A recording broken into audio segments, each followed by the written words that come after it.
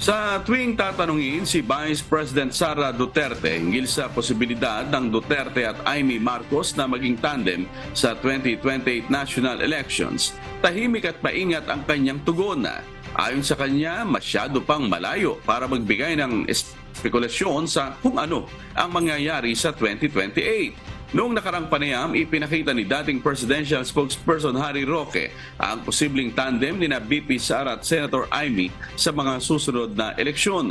Subalit sa isang eksklusibong interview nitong Biyernes kay VP Duterte sa isang event sa Davao City, inilahad niyang may pinagdaraanan ng kanilang pamilya sa gitna ng usapin ng politika. Ito'y kaugnay ng kontrobersyal na issue ng confidential funds ng OBP matapos itong questionin ng ilang mambabatas. Sa kabila ng lahat, nagpapasalamat si VP Duterte sa suportang ipinapakita sa kanya ni Senator Amy Marcos sa gitna ng mga pagsubok. Ipinakita ni Senator Amy ang buong suporta sa mag-amang Duterte.